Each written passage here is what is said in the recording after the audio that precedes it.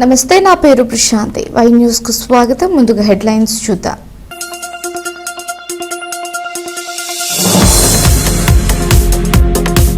స్థానిక ఎన్నికలే target, TDP శ్రేణులకు దిశానిర్దేశం.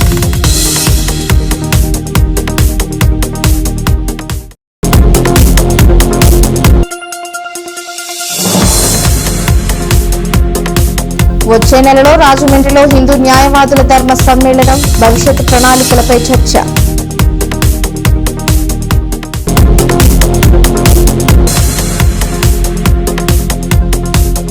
మాజీ మంత్రి నరసింహంపై జ్యోతుల ఫైర్, ఏపీ మంత్రి ఏమీ వెలగబెట్టామని ఎద్దేవా.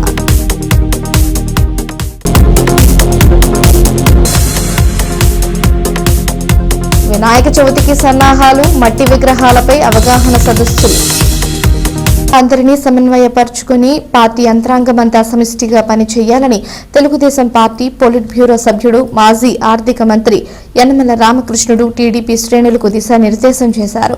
ఇవాళ తేటగుంట క్యాంపు కార్యాలయంలో తుని టౌన్, రూరల్, తొండంగి, కోటనందూరు మండలాల సీనియర్ నేతలతో సమావేశమైన యనమల భాగస్వామ్య కూటమి నేతలను సమన్వయంతో కలిసికట్టుగా పనిచేయాలని సూచించారు. రానున్న స్థానిక సంస్థల ఎన్నికలను టార్గెట్ చేసిన ఆయన 100% ఫలితాలు సాధించే లక్ష్యంతో కార్యాచరణతో పనిచేయాలని యనమల దిశానిర్దేశం చేశారు. ఇవాళ తేటగుంట క్యాంపు కార్యాలయంలో తుని టౌన్, రూరల్, తొండంగి, కోటనందూరు మండలాల సీనియర్ నేతలతో సమావేశమైన యనమల భాగస్వామ్య కూటమి నేతలను సమన్వయంతో కలిసికట్టుగా పనిచేయాలని సూచించారు. రానున్న స్థానిక సంస్థల ఎన్నికలను టార్గెట్ చేసిన ఆయన 100% ఫలితాలు సాధించే లక్ష్యంతో కార్యాచరణతో పనిచేయాలని యనమల దిశానిర్దేశం చేశారు.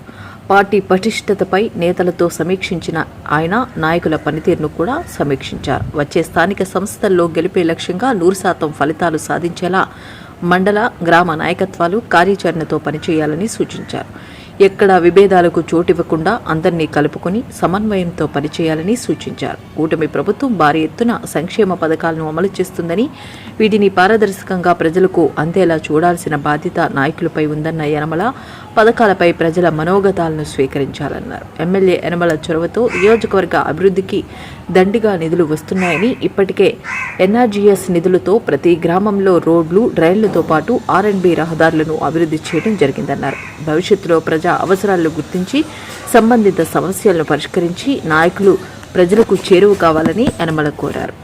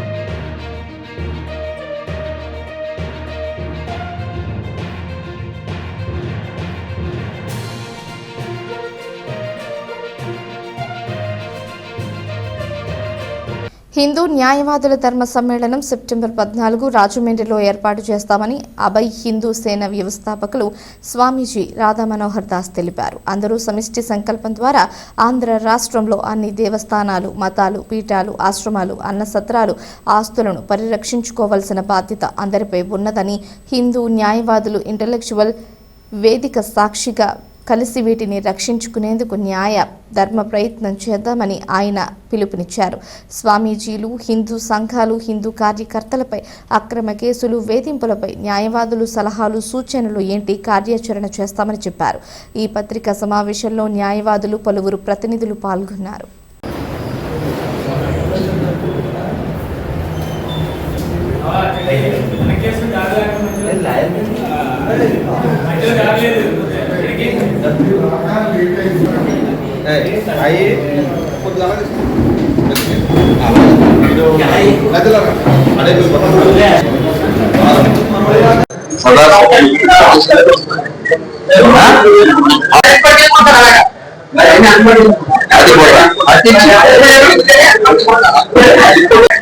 అన్యాయంగా.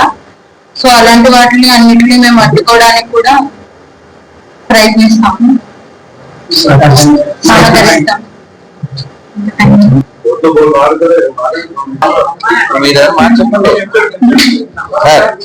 రవిశంకర్ గారు ఒక్క మాట.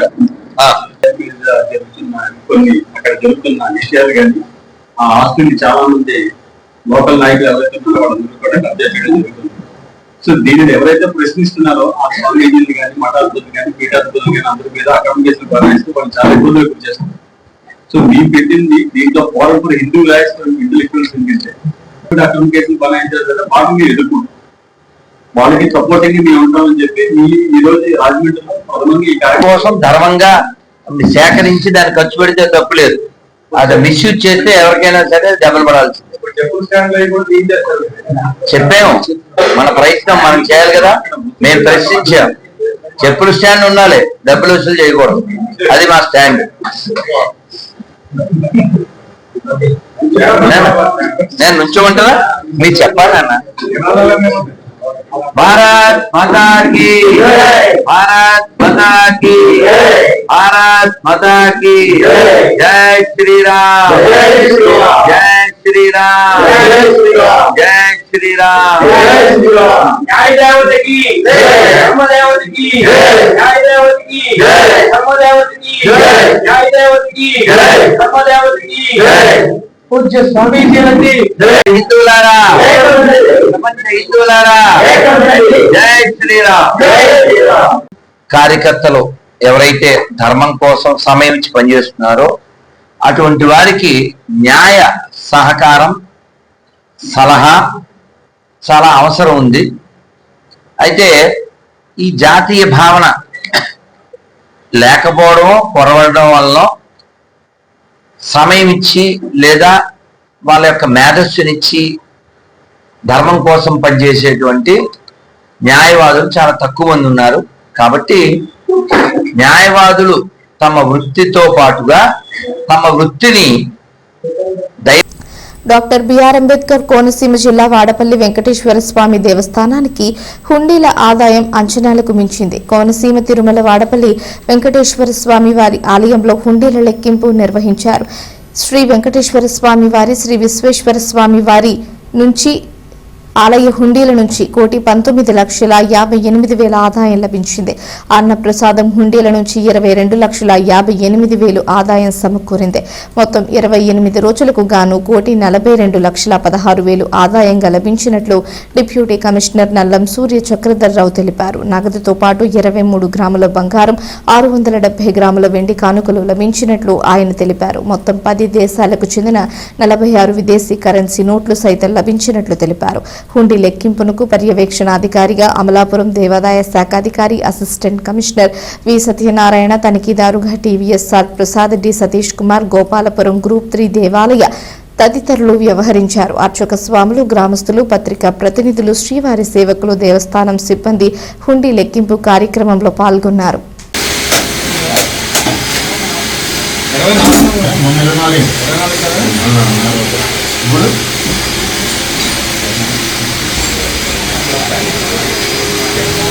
సజ్జాంజీ ప్రసాద్ వస్తున్నారా?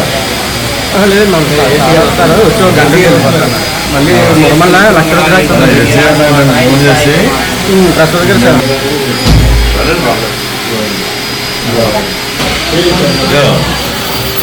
నోట్ స్లిప్లు ఎవరు రాస్తున్నారు? దేవి రాసిన అక్కడ కూడా టీంలు పంపించేసాను.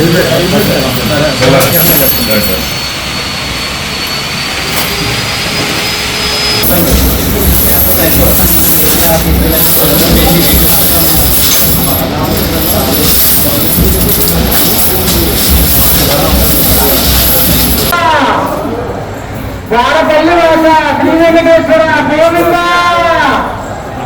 ఏడువాడ వెంకన్న, ఎర్ర చెన్నన స్వరూప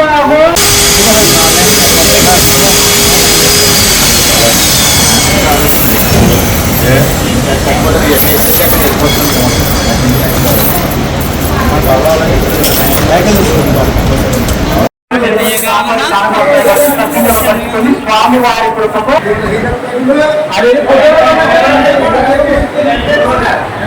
గోవిందకోటల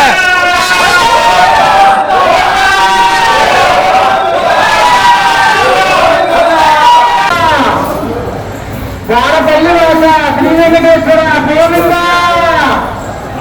ఏడువాడ వెంకన్న ఎర్ర చందనేశ్వర గోవింద. వెంకటేశాయ మహా. వాడపల్లి గ్రామంలో వేయించేస్తున్న వెంకటేశ్వర స్వామి దేవస్థానంలో 2 రోజులుగా హుండీలు తెరవగా మెను హుండీలు విశ్వస్వామి ఆలయంలో కలిపి 1,19,58,204 రూపాయలు మరియు అన్నప్రసాదం నుండి 22,58,603 రూపాయలు వెరసి మొత్తం 1,42,16,807 రూపాయలు రావడం జరిగింది. అలాగే 23 గ్రాముల బంగారం, 670 గ్రాములు వెండి రావడం జరిగింది. అలాగే 10 దేశాల నుండి 46 విదేశీ కరెన్సీ నోట్లు కూడా రావడం జరిగింది. ఇందులో మరి వి సత్యనారాయణ గారు, ప్రసాద్ గారు తనిఖీదారు రాజమండ్రి, డి సతీష్ కుమార్ పర్యవేక్షకులు కోనసీమ జిల్లా, బి కుమార్ థర్డ్ గ్రేడ్ కూడా పాల్గొన్నారు. వీరు కాకుండా గ్రామస్తులు, పెద్దలు, అలాగే పోలీసులు, పత్రికా విలేకరులు మరి అందరూ కూడా పాల్గొన్నారు. కెనరా బ్యాంక్ వారికి ఇవన్నీ కూడా ఇవ్వడం జరిగింది. ఓం నమో వెంకటేశాయ. విజయవాడలో ఈ నెల 30న బీజేపీ ఓబీసీ మోర్చా ఆధ్వర్యంలో నిర్వహించే సంచార అర్థ సంచార జాతుల విముక్తి దినోత్సవాన్ని జయప్రదం చేయాలని జిల్లా అధ్యక్షులు ద్వారపురెడ్డి పరమేశ్వరరావు కోరారు. అనకాపల్లి పార్టీ కార్యాలయంలో విలేకరుల సమావేశంలో ఆయన మాట్లాడారు. సంచార జాతులు సంచార వారసులు సంస్కృతి సాంప్రదాయానికి వారసులన్నారు. దేశానికి భక్తులుగా స్ఫూర్తిదాయకమన్నారు. అలాంటివన్నీ పరిరక్షించుకోవడం, సత్కరించడం దేశ పౌరులుగా బాధ్యత అని అన్నారు. నాటి ప్రధాని వాజ్పేయి నుంచి మోడీ వరకు సంచార జాతుల వారిని వారి నైపుణ్యాలను గుర్తించి అండగా నిలవడంతో పాటు సత్కరించేవారన్నారు. దీనిలో భాగంగా నిర్వహించే కార్యక్రమానికి ప్రతి ఒక్కరూ రావాలని పిలుపునిచ్చారు. ఓబీసీ మోర్చా రాష్ట్ర కార్యదర్శి కర్రి రామకృష్ణ, జిల్లా అధ్యక్షులు కె సన్యాసి నాయుడు, రాజు తదితరులు పాల్గొన్నారు. భారతీయ జనతా పార్టీ ఆధ్వర్యంలో 30/8/2025 శనివారం విజయవాడలో ఈ వెన్యూ ఫంక్షన్ హాల్లో డిఎన్టీ అంటే సంచార జాతుల వారందరికీ కూడా ఒక రాష్ట్ర స్థాయిలో ఒక సమావేశాన్ని ఏర్పాటు చేయడం జరుగుతుంది. ఇంతకుముందు అనకాపల్లిలో మనకి ఈ సంచార జాతుల వాళ్ళందరితో ఈ ప్రాంతంలో ఉన్నటువంటి ఉత్తరాంధ్ర ప్రాంతంలో సంచార జాతులతో భారతీయ జనతా పార్టీ ఆధ్వర్యంలో ఒక సమావేశాన్ని మనం అనకాపల్లిలో నిర్వహించుకోవడం జరిగింది. ఇప్పుడు రాష్ట్ర స్థాయిలో శ్రీ పివిఎన్ మాధవ్ గారు భారతీయ జనతా పార్టీ అధ్యక్షుడిగా బాధ్యతలు తీసుకున్న తర్వాత ఇది ఒక రకంగా చెప్పాలంటే రాష్ట్ర స్థాయి మొట్టమొదటి సమావేశం. ఈ సమావేశం కూడా ప్రత్యేకంగా ఎవరైతే సంచార జాతులు వారు ఉన్నారో వాళ్ళ మీద ప్రత్యేక శ్రద్ధ వహించి వారి యొక్క సమస్యల్ని పరిష్కరించే దిశగా ఈ సమావేశాన్ని ఏర్పాటు చేయడం జరుగుతుంది. ఎందుకంటే సంచార జాతుల వాళ్ళు స్థిరమైనటువంటి ఒక ప్రదేశంలో నివాసం ఉండరు. మరి మనందరికీ తెలుసు గంగిరెడ్డి వాళ్ళు సంక్రాంతి సమయంలో గ్రామ గ్రామాల తిరుగుతూ మన యొక్క సంస్కృతి సాంప్రదాయాల్ని ప్రజలకి తెలియజేయడానికి ప్రయత్నం చేస్తున్నారు. అదేవిధంగా ఎరుకల వాళ్ళు ఇలా అనేక రకాలైన సంచార జాతులు ఉన్నారు. వీళ్ళందరినీ కూడా ఒక త్రాటి మీదకి తీసుకొచ్చి కేంద్ర ప్రభుత్వం ఈ సంచార జాతుల వారి గురించి ప్రత్యేకంగా డిఎన్టీ కమిషన్ కూడా ఏర్పాటు చేసింది. ఆ డిఎన్టీ కమిషన్ ఇచ్చినటువంటి రిపోర్ట్ ఏదైతుందో ఆ రిపోర్ట్ని అమలు చేయడానికి మాజీ ఎంపీ తోట నరసింహంపై జగ్గంపేట ఎమ్మెల్యే జ్యోతుల నెహ్రూ విరుచుకుపడ్డారు. రాజుపాలెం రామవరం రోడ్డుకు నిధులుండి వైకాపా ప్రభుత్వం ఎందుకు పనులు పూర్తి చేయలేకపోయిందో నరసింహమే బదులివ్వాలి అన్నారు నెహ్రూ. ప్రజా అవసరాలను గుర్తించి తదనుగుణంగా అభివృద్ధి పనులు చేయడంలో తానే ముందు వరుసలో నిలుస్తానని చెప్పిన ఎమ్మెల్యే జ్యోతుల కేంద్ర రాష్ట్ర ప్రభుత్వాల్లో 15 ఏళ్లు అధికారాన్ని వెళ్లగబెట్టిన తోట నరసింహం తన సొంతూరికి రోడ్డు వేయించుకోలేకపోయారని దుయ్యబట్టారు. అతని నిస్సహాయతను కప్పిపుచ్చుకునేందుకే నరసింహం తనపై బురద జల్లే ఆరోపణలు చేస్తున్నారని నెహ్రూ మండిపడ్డారు. ఎవరెవరో ధర్నాలు చేసినంత మాత్రాన చెడిసేది లేదని, ప్రజా అవసరాలు తీర్చడమే తన అభివృద్ధి ప్రణాళికల్లో పొదిగి ఉంటాయని జ్యోతుల స్పష్టం చేశారు. మీడియా సమావేశంలో ఎస్వీఎస్ అప్పలరాజు, జీను, మణిబాబు, మారిశెట్టి భద్రం, కొత్త కొండబాబు, వాసిరెడ్డి యేసుదాసు, సత్తి సదాశివరెడ్డి, చింతల రామకృష్ణ తదితరులు పాల్గొన్నారు. ఆ కాంట్రాక్టరు నేను ఈ పనులు చేయలేను, ఈ 14 పనులు కూడా మీరు క్యాన్సిల్ చేయండి, మాకు అవసరం లేదు, ఈ పనులు చేసే పరిస్థితుల్లో మేము లేవు అని చెప్పి ఈ సుధా ఇన్ఫ్రా వాళ్ళు డిపార్ట్మెంట్కి లెటర్ పెట్టారు. డిపార్ట్మెంటు ఎట్టి పరిస్థితుల్లోనూ నువ్వు ఈ పనులు చేసి తీరాల్సిందే,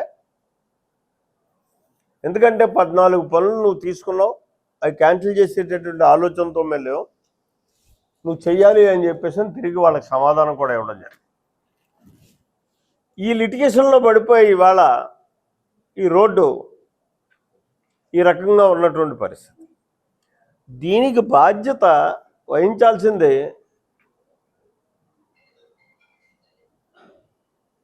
సంవత్సరంన్నర కాలమో సంవత్సరమో ఇక్కడ ఇన్ఛార్జిగా పనిచేశారు ఈయన. గత వైసీపీ ప్రభుత్వంలో తోట నరసింహం గారు ఇన్ఛార్జిగా పనిచేశాడు.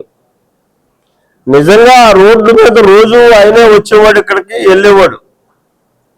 ఆయనకి ఏమాత్రం దాని మీద పని చేయించాలనే చిత్తశుద్ధున్న ఈవేళ ధర్నా చేసినటువంటి అంత బాధ్యత ఆవేళ తీసుకుని ఉంటే ఈ రోడ్డు ఆవేళ కంప్లీట్ అయిపోయింది కదా, సంవత్సర కాలం సరిపోదా రోడ్డు వేయడానికి?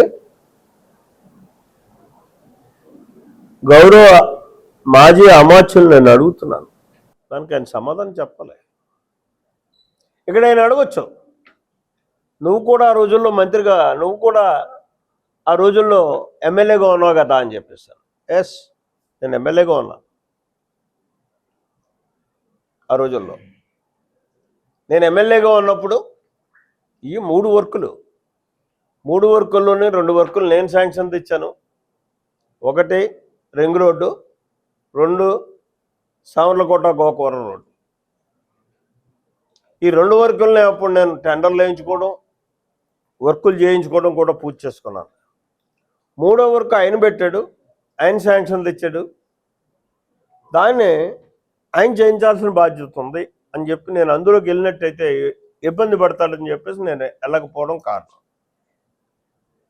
అనకాపల్లి జిల్లాలో పశువులు అక్రమ రవాణా జోరుగా సాగుతుందని, దీనికి అడ్డుకట్ట వేయాల్సిన బాధ్యత అధికార యంత్రాంగంపై ఉందని గోసంరక్షణ సమైక్య రాష్ట్ర అధ్యక్షుడు జీవబంధు లోగిస రామకృష్ణ అన్నారు. పశువులు అక్రమ రవాణాపై అధికారులు, పోలీసులు నిఘా పెట్టాలని సూచించారు.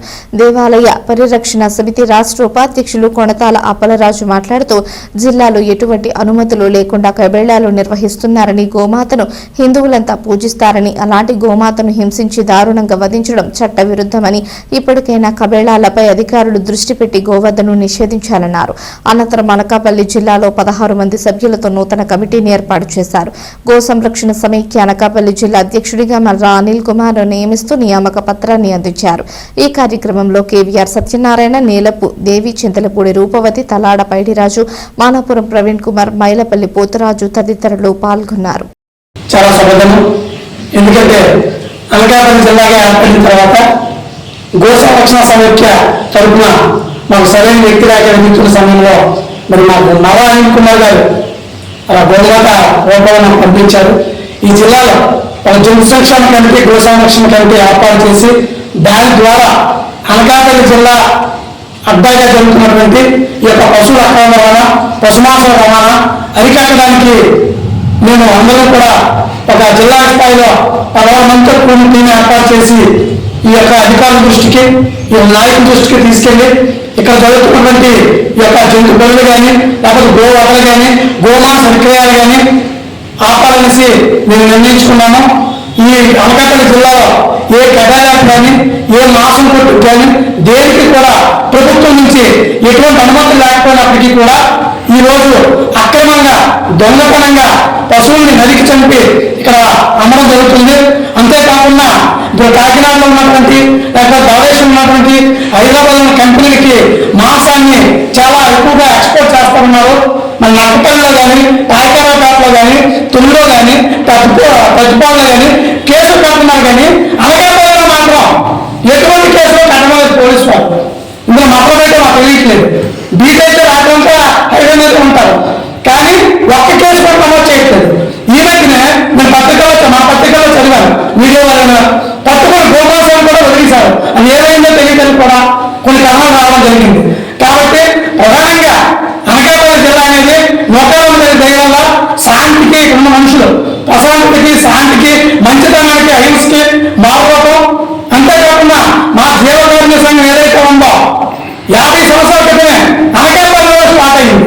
నిజాం కొట్లో ఉన్నటువంటి టీఆర్ రామకృష్ణ గారు అనే మహానుభావుడు తన పెళ్లి కూడా చేసుకోకుండా ఆయన ఈ ఉద్యమాన్ని ప్రారంభించాడు, అహింస ఉద్యమాన్ని. ఆయన వారసుగా మేమందరూ ఈ రోజు ఈ జన సంక్షేమానికి, గో సంరక్షణకి రాష్ట్ర వ్యాప్తంగా పనిచేస్తూ ఉన్నాము. ఉమ్మడిగా రాష్ట్రంగా ఉండేటప్పుడు మరి హైదరాబాద్ కేంద్రంగా పనిచేసే వాళ్ళము. 2014లో ఏదైతే 2 రాష్ట్రాలు విడిపోయిన తర్వాత మరి ఇక్కడ ఆంధ్ర రాష్ట్రానికి నేను అధ్యక్షుడిగా 2014 నుంచి పనిచేస్తూ ఉన్నాను. మరి అనకాపల్లిలో మాత్రం మేము అన్ని జిల్లాలో చేస్తున్నా. అనకాపల్లిలో ఎన్ని పిటిషన్లు పెడుతున్నా సరే వీళ్ళందరికీ కూడా అధికారులందరికీ కూడా బంధపోతు మీద వర్షం చూసినట్టుంది. ప్రతి 3 నెలలకి కూడా ఎస్పీసీఏ ఉంటుంది, కర్తగా అధ్యక్షుడు society for the prevention of cruelty to animals అని చెప్పి మీటింగ్ ఇక్కడ జరగట్లేదు. మేము అనేక రాసాం.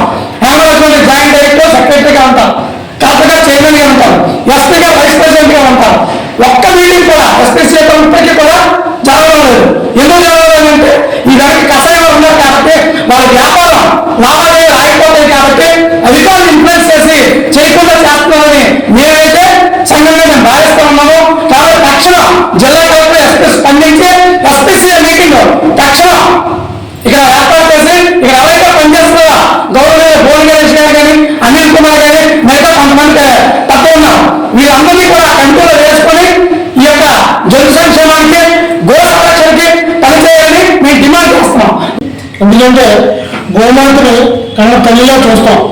గోవుకి ఇచ్చే ప్రాధాన్యత తల్లి తర్వాత తల్లిటువంటి గోమాతని ఈరోజు కొంతమంది అక్రమ రవాణా చేస్తూ దొంగ వ్యాపారానికి లోబడి కాకినాడ జిల్లా తుని పట్టణంలోని సాయినగర్ శ్రీ సాయినాథ్ ఆలయ ఆధ్యాత్మిక శోభతో పలకరిస్తుంది. బాబాకు నిత్య పూజలు గావిస్తున్న ఆలయ కమిటీ దాతల సహకారంతో ప్రతి గురువారం అన్న సమారాధన కార్యక్రమాన్ని నిర్విఘ్నంగా కొనసాగిస్తుంది. ఇవాళ జరిగిన అన్న సమారాధనకు భారీ సంఖ్యలో తరలి వచ్చిన భక్తులు అన్న తీర్థ ప్రసాదాలను స్వీకరించారు. ఈ కార్యక్రమంలో ఆలయ కమిటీ సభ్యులు గ్రంథి గణేష్, యలమంచిలి రాఘవులు, మరిసే అరుణ్ కుమార్ రెడ్డి, చింతకాయల ప్రసాద్, గ్రంథి వెంకటేశ్వరరావు, చావండి నాగేశ్వరరావు, మందపల్లి వెంకటకృష్ణ, ఎస్ఆర్వి నరసింహరాజు, రాంబాబు తదితరులు పాల్గొన్నారు. ఓం శ్రీ సాయిరామ్. రైట్ ఛానల్ వారికి మా సాయినగర్ కమిటీ తరఫున ధన్యవాదాలు తెలియజేస్తున్నాం. మా ఈ సాయినగర్లో సాయిబాబా మందిరం 22 ఏళ్ల క్రితం ప్రారంభించబడింది, స్థాపించబడింది. ఆనాటి నుంచి కూడా కార్యక్రమాలు చేస్తూ వస్తున్నాం. అయితే ఒక 2 సంవత్సరాల నుంచి మాత్రం ఈ దాతల యొక్క సహకారంతో ఈ షెడ్ నిర్మాణం ఒకటి జరిగింది. ప్రతి లక్షవారం, ప్రతి గురువారం 300 మందికి అన్నదానం చేస్తూ వస్తున్నాం. దాతల సహకారంతోనే ప్రతి పని మేము చేస్తున్నాం. అంతేకాకుండా వినాయక చవితి, గుడి వార్షికోత్సవం ఫిబ్రవరి 2వ తారీఖు, గురు పౌర్ణమి సంవత్సరం కూడా 2/2 మరియు గురు పౌర్ణమి, ఈ కార్యక్రమం అన్నింటినీ కూడా భక్తుల యొక్క, దాతల యొక్క సహాయ సహకారాలతో అన్ని కార్యక్రమాలు చేస్తూ వస్తున్నాం. దీని అందరికీ సాధించినటువంటి వాళ్ళందరికీ కూడా మేము ప్రత్యేక కృతజ్ఞతలు తెలియజేస్తున్నాం. ఇక్కడ అన్నదానం చేసుకునే అభిప్రాయం ఉన్నటువంటి వాళ్ళకి, అంటే మ్యారేజ్ డే కానీ, బర్త్డే కానీ, ఏదో ఒక అకేషన్ క్రియేట్ చేసుకున్న వాళ్ళకి ఏంటంటే ఇక్కడ 6,000 రూపాయలు తీసుకుని ఈ అన్నదాన కార్యక్రమం 300 మందికి అన్నదానం చేయడం జరుగుతున్నది. అంతేకాకుండా ప్రతిరోజు ఇక్కడ పూజలు కార్యక్రమం 4 హారతులు కూడా కాకర హారతులు ఉదయం 5 గంటలకి, మధ్యాహ్నం 12 గంటలకి, సాయంత్రం 6 గంటలకి, రాత్రి 8 గంటలకి 4 హారతులు కూడా మేము జరపడం జరుగుతున్నది. అంతేకాకుండా ప్రతి నెల 100 రూపాయలు ఇచ్చినటువంటి ఒక దాతలకి ప్రతి లక్షవారం వారి యొక్క గోత్రనామాలతో ఇక్కడ పూజ జరపడం జరుగుతున్నది. ఇవన్నీ కూడా మా యొక్క కమిటీ తరఫున చేసినటువంటి కార్యక్రమాలు. దీన్ని సహకరించిన ప్రతి ఒక్కరికి కూడా పేరు పేరును కూడా కృతజ్ఞతలు తెలియజేస్తూ ధన్యవాదాలు. ఈ సాయినగర్ అనేది సాయి మందిరం వల్లే సాయినగర్ ఏర్పడిందని మేము అనుకుంటున్నాం. ఎందుకంటే ఈ సాయినాథుడిది చాలా ప్రాముఖ్యత కలిగింది. ఎందరో కోరిన కోరికలన్నీ కూడా. జిల్లా కేంద్రం అనకాపల్లి పట్టణంలో ట్రాఫిక్ నియంత్రణ, క్రమబద్ధీకరణకు ఫోకస్ పెట్టిన పోలీస్ యంత్రాంగం ఆ దిశగా ప్రణాళికలను సిద్ధం చేసింది. ఇందులో భాగంగా ఈ నెల 24వ తేదీ నుంచి హెవీ గూడ్స్ వెహికల్స్ ఉదయం 7 గంటలకు లోపు, రాత్రి 8 గంటల తర్వాతే పట్టణంలోకి అనుమతించనున్నారు. దీని దృష్ట్యా వాహనాల పార్కింగ్ కు డీసీఎంఎస్ స్థలాన్ని ఎంపిక చేశారు. ఇవాళ టౌన్ మార్కెట్లో వర్తకులతో సమావేశాన్ని ఏర్పాటు చేసిన డీఎస్పీ శ్రావణి ట్రాఫిక్ నియంత్రణ చర్యలకు వ్యాపారులు సహకరించాలని కోరారు. సమావేశంలో traffic CI Venkataramana, town CI Vijay Kumar తదితరులు పాల్గొన్నారు. అందరికీ మా నమస్కారాలు. ఈ రోజు అందరికి 2 థింగ్స్ గురించి తెలియజేయదలుచుకున్నాం. ఫస్ట్ వచ్చేసి రిగార్డింగ్ అనకాపల్లి ట్రాఫిక్, ఇన్ని రోజులు మనకు ఒక డెసిగ్నేటెడ్ పార్కింగ్ స్పేస్ అనేది లేక వెహికల్స్ అన్ని కూడా మనము రోడ్స్ మీద పార్క్ చేయడం వల్ల చాలా ట్రాఫిక్ కంజెషన్ ఈ రోజు మనం ఫేస్ చేయడం జరుగుతుంది. ఈ మధ్య కాలంలో recently we have open parking place, designated parking place అనేది ఓపెన్ చేయడం జరిగింది. సో ఇక నుంచి as every one had requested ఒక 24th దాకా మనం వాళ్ళకి వెసులుబాటు ఇవ్వడం జరిగింది. 24th నుంచి మాత్రం we're not going to allow any vehicle on the road. ఏదైతే వెహికల్స్ రోడ్ మీద పెడుతున్నారో అవన్నీ డెసిగ్నేటెడ్ పార్కింగ్ ప్లేసెస్ లో పార్క్ చేసుకుని రావాల్సి ఉంది. అండ్ హెవీ లోడ్ వెహికల్స్ ఏవైతే ఉన్నాయో ఓన్లీ 8 o'clock మార్నింగ్ 7 నుంచి ఈవినింగ్ 8 o'clock ఈ లోపే సిటీలో ప్లై అవడానికి మార్నింగ్ 7 కి we're going to stop and మళ్ళీ ఈవినింగ్ 8 నుంచి we're going to allow. So night 8 నుంచి మార్నింగ్ 7 వరకు ఏదైతే నైట్ స్పాన్ ఉంటుందో ఓన్లీ ఆ టైంలోనే హెవీ లోడెడ్ వెహికల్స్ అనకాపల్లిలోకి మేము అలౌ చేయడం జరుగుతుంది. అండ్ అన్లోడింగ్ గురించి కానీ లోడింగ్ గురించి కానీ రోడ్స్ మీద పెట్టేసి తీస్తాము అంటే we're not going to allow. ఇప్పుడు వచ్చిన న్యూ లా ప్రకారం ఫైన్స్ ఏవైతే ఉన్నాయో ఆ ఫైన్స్ ఇంపోజ్ చేయడం అయితే జరుగుతుంది. మరికొద్ది రోజుల్లో బొజ్జ గణపయ్య కొలువుదీరనున్నాడు. భక్తుల పూజలు అందుకునేందుకు పార్వతీపుత్రుడు రెడీ అవుతున్నాడు. అప్పుడే వినాయక చవితి సందడి మొదలైంది. పర్యావరణ పరిరక్షణ, సామాజిక బాధ్యత గుర్తెరిగిన ఉత్సవ కమిటీలు ఆ దిశగా అవగాహన సదస్సు నిర్వహిస్తున్నారు. ఇందులో భాగంగా అనకాపల్లి అంజయ్య కాలనీ ప్రాథమిక పాఠశాలలో సామూహిక నిమజ్జన కమిటీ చైర్మన్ ఆడారి కుమారస్వామి అధ్యక్షతన మట్టి విగ్రహాలపై అవగాహన సదస్సు జరిగింది. ఈ కార్యక్రమంలో వైస్ చైర్మన్ మందపాటి జానకి రామరాజు, ఆకుల సంతోష్, అండిబోయిన మోహన్, వేగి కార్తిక్ తదితరులు పాల్గొన్నారు. మనందరికీ కూడా ఆదిదేవుడు ప్రథమ పూజితుడు. దాంట్లో భాగంగానే మనందరికీ తెలుసు, ఇటీవల కాలంలో రాష్ట్రాలను, దేశాలను, ప్రపంచాన్ని కూడా ప్లాస్టిక్ గోతంతో పర్యావరణానికి హాని చేసి మోగ జీవులు సైతం ఆ ప్లాస్టిక్ నుంచి రక్షణ పొందలేక పరువు చాలిస్తున్న విషయం చూసాం. మరి 30 సంవత్సరాల క్రితమే ఆడారి కుమారస్వామి గారు రాబోయే తరాలు ఏ రకంగా ఉండాలన్న సదుద్దేశంతో ప్లాస్టిక్ని నిషేధించాలి, పర్యావరణాన్ని కాపాడాలనే ఒక నినాదంతో మట్టి వినాయకుని మనం పూజించాలి అనే సంకల్పాన్ని 30 సంవత్సరాలు తీసుకున్నప్పుడు ఈ ప్రాంతంలో కూడా కుమారస్వామి గారికి పనేమీ లేదా, ఈ కార్యక్రమం ఇదని అన్ని వేరే రకంగా భావించే సందర్భాలు చూసాం. కానీ ఎవరు ఏమైనా కూడా సమాజం పట్ల తనకున్న బాధ్యతలు గుర్తెరిగి ఇప్పుడే చెప్పారు, ప్లాస్టిక్ ప్యారిస్ విగ్రహాలు కొన్ని ఏరియాలో అమ్మకాలు జరుగుతున్నాయని మా సోదరుడు సంతోష్ చెప్తే, ఒక్క రోజులో అంతా మార్పు రాదు, మన పరిధిలో మనం చేసి కొంతవరకు సంతృప్తయ్యాం. ప్రజలందరినీ భాగస్వామ్యం చేసి, ముఖ్యంగా విద్యార్థులు, మీ ఇంటి దగ్గర ఉన్న మన తల్లిదండ్రులందరికీ కూడా మనం మట్టి వినాయకుడిని ఎందుకు పూజించాలంటే, మట్టి వినాయకుడిని మనం పూజించి ఆ మట్టి గణపతిని తీసుకెళ్ళి. వార్తలు ముగించే ముందు హెడ్లైన్స్ మరోసారి.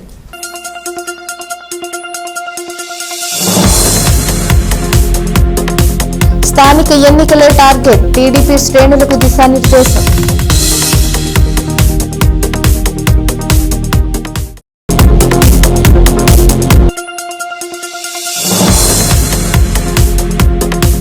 వచ్చే నెలలో రాజమండ్రిలో హిందూ న్యాయవాదుల ధర్మ సమ్మేళనం, భవిష్యత్ ప్రణాళికలపై చర్చ.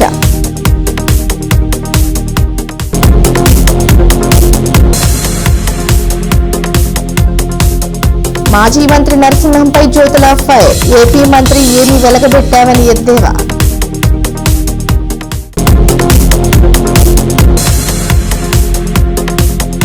వినాయక చవితికి సన్నాహాలు, మట్టి విగ్రహాలపై అవగాహన సదస్సులు.